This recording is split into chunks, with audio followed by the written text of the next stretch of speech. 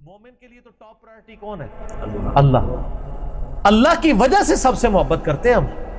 یہ ذہن میں رکھیے گا۔ یہ جو آپ کو الٹی کہانی کرائے گی، یہ نا وہ اکثر شیخ احمد سرندی کے بارے میں بھی کہتے ہیں کہ وہ کہتے تھے میں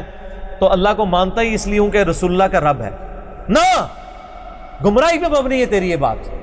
قرآن تو یہ نہیں کہتا، قرآن تو بالکل الٹ بات کرتا ہے، بلکہ تو نے الٹ بات کی، قرآن بالکل سیدھی بات کرتا ہے۔ لقد من اللہ علی المؤمنین اذ بعث فیہم رسولا، اللہ کا احسان ہے کہ اس نے مومنین میں رسول کو بھیجا ہے۔ یتلو علیہم آیاتہ ویزکیہم ویعلمہم الکتاب والحکمہ، اللہ تو کہہ رہا ہے کہ میرا احسان ہے کہ نبی تم میں آیا ہے، اور تم کہہ رہے ہو نبی کا احسان ہے کہ اللہ کا تعارف ہوا ہے، لیکن یہ جذباتی ڈاکٹرائن بکتی ہے۔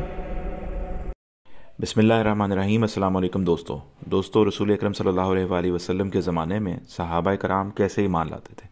صحابہ کرام نبی اکرم صلی اللہ علیہ وآلہ وسلم کی آواز پر لبیک کہتے،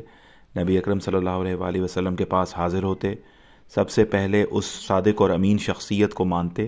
اور نبی اکرم صلی اللہ علیہ وسلم کو ماننے کے بعد آپ کی بات میں اللہ تعالیٰ کا جو تذکرہ آتا، اللہ تعالیٰ کی جو پہچان آتی، اس کے حوالے سے ایمان حاصل کرتے۔ یعنی جب جناب ابو بکر صدیق رضی اللہ تعالیٰ عنہ نبی اکرم صلی اللہ علیہ وسلم سے ملے ہوں گے تو پہلے انہوں نے نبی اکرم صلی اللہ علیہ وسلم کو مانا، نبی اکرم صلی اللہ علیہ وسلم سے محبت کی، اور پھر نبی اکرم صلی اللہ علیہ وسلم کی جو بات تھی اس میں جو اللہ کا صحیح تعارف تھا وہ ان کے دل میں اتر گیا۔ تو پہلے انہوں نے نبی اکرم صلی اللہ علیہ وسلم کو مانا، اور پھر ان کی بات کے ذریعے سے اللہ تعالیٰ کا ایمان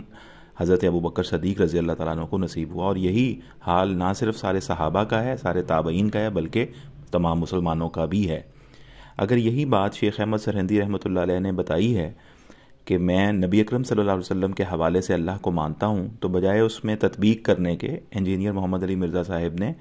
اس کو بڑی ڈیروگیٹری انداز میں ان کو گمراہ کہہ دیا۔ میں سمجھتا ہوں کہ یہ بہت ہی بڑی تہمت ہے کہ آپ گمراہی کی تہمت مسلمانوں پر لگاتے چلے جائیں، اور وہ بھی ایک ایسی شخصیت میں جس نے دور اکبری میں اسلام کا تحفظ کیا ہو اور اسلام کی حفاظت کی ہو، امت کا ایک بڑا حصہ اس کو ایک بڑا عالم مانتا ہو، اور وہ ایمان لانے کی اسی کیفیت کو بیان کر رہا ہو جو جناب ابو بکر صدیق رضی اللہ تعالیٰ عنہ کی تھی، جناب عمر فاروق رضی اللہ تعالیٰ عنہ کی تھی، جناب عثمان غنی رضی اللہ تعالیٰ عنہ کی تھی، جناب مولا علی کرم اللہ وجہہ کی تھی، اور تمام امت کی بھی ایسے ہی ہے کہ پہلے صحابہ کرام جب آئے تو انہوں نے نبی اکرم صلی اللہ علیہ وسلم کی بات کو سنا، وہ دل میں اتری،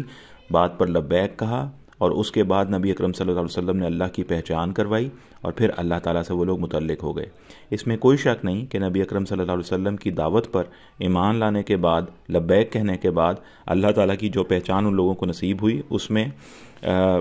جو محبت کی شدت ہے وہ اللہ سے اس کے بعد قائم ہوئی۔ تو میں سمجھتا ہوں کہ ہمیں اس بات پر غور و فکر کرنا چاہیے، ہمیں اس چیز کو دیکھنا چاہیے، اور جو ہماری امت کے اکابرین ہیں اس حوالے سے ہمیں یہ دیکھنا چاہیے کہ ہمارے جو بیان ہے وہ کہیں ڈیروگیٹری نہ ہو، اور ہم اپنے ہاتھ سے ان بڑی ہستیوں کو کہیں ضائع نہ کر بیٹھیں، ان کے علم کو ضائع نہ کر بیٹھیں۔ اس ویڈیو بنانے کا مقصد انجینئر محمد علی مرزا صاحب کی اس بات کے اوپر صرف کومنٹ تھا، باقی ان کی علمی خدمات جو ہیں وہ اللہ تعالیٰ قبول فرمائے، اور جو ان کے ماننے والے اور جو ان سے علم لینے والے لوگ ہیں اللہ تعالیٰ ان کے علم کو بہتر سمت میں اور راسخ فرمائے، اور اللہ تعالیٰ تمام مسلمانوں کا حامی و ناصر ہو۔ بہت شکریہ۔ السلام علیکم ورحمۃ اللہ۔